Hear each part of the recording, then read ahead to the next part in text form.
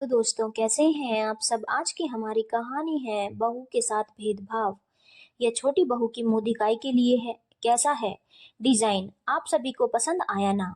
कोकिला जी सोने का एक नेकलेस मेहमानों को दिखाते हुए कहा, हाँ हाँ बहुत बढ़िया है, डिजाइन भी बहुत अच्छा है। अरे वह तो होगा ही ना, मेरी बहू की पसंद का जो है, उसकी पसंद में कोई चाहकर भी कमी नहीं निकाल सकता। अपनी बड़ी बहू पारुल की तारीफ करते हुए कहा, हाँ यह बात तो सही कह रही हो जीजी। कोकिला जी की देवरानी ने कहा तो पारुल भी मुस्कुराने लगी। कोकिला जी के छोटे बेटे अमित की शादी थी, जिसकी तैयारी जोरों शोरों से चल रही थी। बारात अगले ही दिन निकलने वाली थी, तो सभी गहने और कपड़े मेहमानों को दिखाकर पैक कर रही थी। अरे पारुल जरा इधर आना, पारुल की बड़ी बहन ने आवाज लगाई। हाँ क्या हुआ दीदी, कमरे में आते ही पारुल ने कहा। इधर बैठ, कुछ बात करनी है। हाँ बोलो, पास बैठते हुए कहा। तू इतनी सीधी सादी या भोंदू कैसे हो सकती है। क्या हुआ दीदी, मैं कुछ समझी नहीं। अरे देख नहीं रही है, अभी तेरी देवरानी आई भी नहीं और सास तुम दोनों में फर्क करने लगी। क्या फर्क करने लगी, मुझे तो कुछ नहीं दिख रहा। वही तो बोल रही हूँ, इतनी सीधी मत बन। आंख कान खोल कर रख, आज के समय के अनुसार चल, थोड़ा बोलना सीख।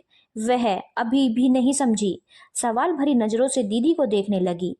तुम्हें याद नहीं, जब तुम्हारी शादी हुई तब तुम्हें कितने कम गहने कपड़े और मुंह दिखाई में भी छोटा सा कान का टॉप्स दिया, और देवरानी के लिए सोने का नेकलेस।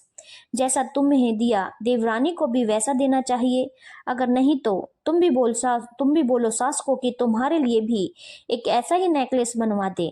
जाने दो दीदी, क्या हो गया, नसीब में जितना रहता है उतना ही मिलता है।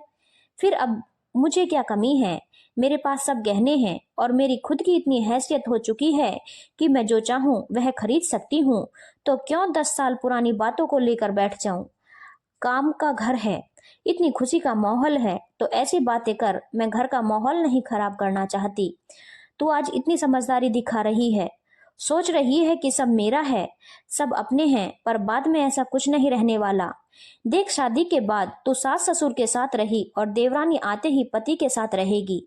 अगर तू इसी तरह चुप रही तो देखना हर जगह पीछे ही रहेगी।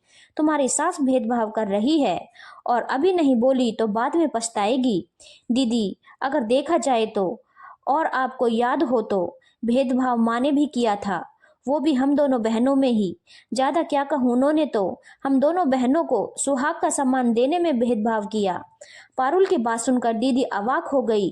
10 साल पुरानी यादें ताजा हो गई। 10 साल पहले पारुल और उसकी बहन का विवाह एक ही मंडप पर एक ही साथ हुआ।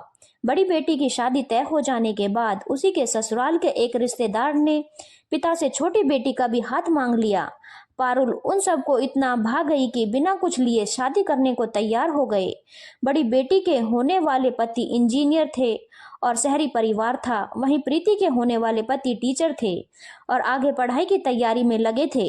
परिवार मध्यम वर्गीय था, परंतु लड़का काफी होशियार और पढ़ने में तेज था, तो पापा को रिश्ता पसंद आ गया और एक ही मंडप में दोनों बेटी का ब्याह कर लिया। शादी के वक्त माँ ने कहा, बेटा जितना बड़ी बेटी के लिए करके तैयारी रखी थी उतना तो तुम्हारे लिए नहीं हो सका, लेकिन तुम चिंता मत करो, शादी के बाद मैं और गहने धीरे धीरे बनवा कर दे दूंगी। पारुल माँ की बात समझ गई। शादी के बाद जब पहला तीज आया तो माँ ने दोनों बेटियों को मायके आने के लिए कहा, पर दोनों को ससुराल वालों ने आने से मना कर दिया कि मेरी बहू ससुराल में ही तीज करेगी। तब माँ ने दोनों बेटियों के सुहाग का सारा सामान भिजवाया, पर एक तरफ जहां बड़ी बेटी के लिए महंगे सिल्क की साड़ियां और पूरे घर वालों के लिए अच्छे कपड़े दिए, वहीं छोटी बेटी के लिए साधारण कपड़े, यह कहते हुए कि वो इंजीनियर का परिवार है, उनका स्टैंडर्ड ऊंचा है और यह शिक्षक का परिवार है, इसे तो कुछ भी चल जाएगा। पारुल को बहुत बुरा लगा, बहुत तकलीफ हुई, लेकिन किससे कहे, वह चुप रही। याद आया दीदी, अब आप क्या कहेंगी।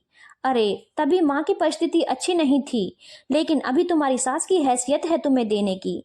हाँ दीदी, पर उस समय मेरे ससुराल की भी परिस्थिति अच्छी नहीं थी। मेरे पति अकेले कमाने वाले और जिम्मेदारियां ज्यादा थी।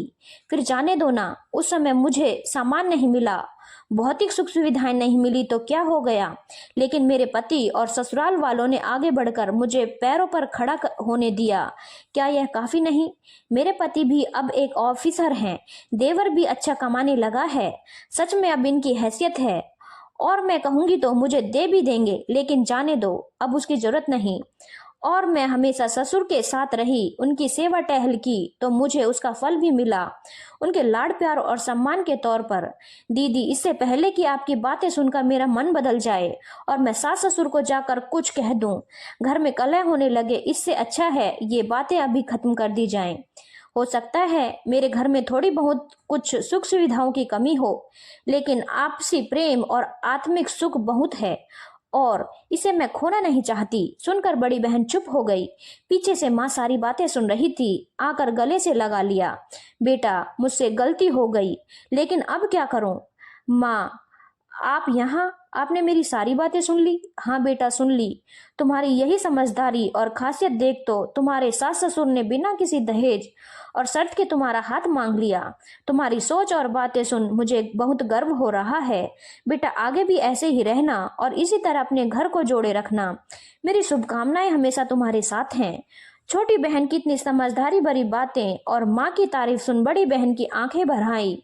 बहन को गले से लगा लिया और अपनी कही सारी बातों को भी दिल से निकालने के लिए कहा।